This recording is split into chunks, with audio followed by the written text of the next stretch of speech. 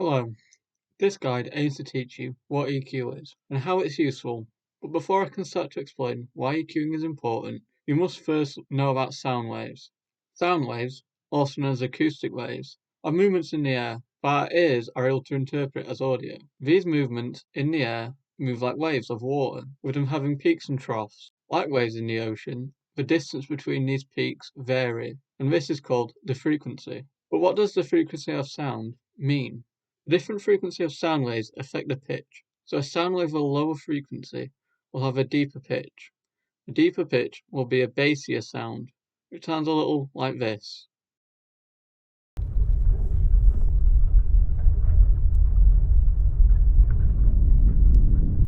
If a sound wave has a lot of peaks, it will have a high frequency and a high pitch. This sounds like this.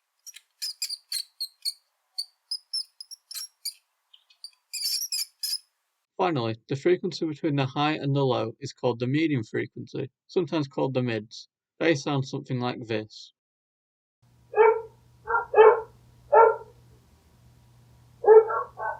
Finished talking about frequency, it is important to know how sound waves are absorbed or reflected.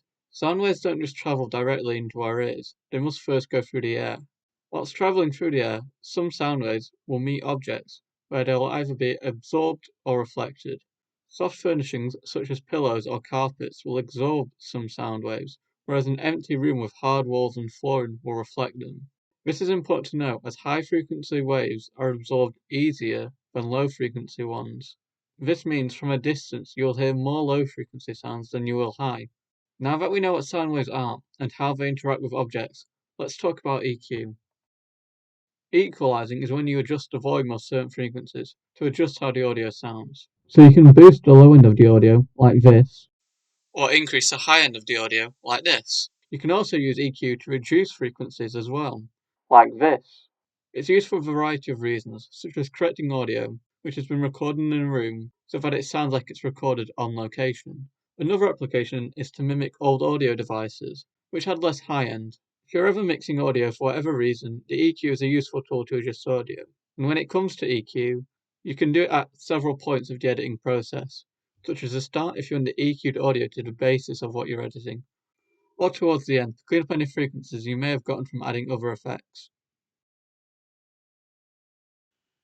In conclusion, frequency is the amount of peaks per second, and changing the frequency of sound will adjust the tone of the audio.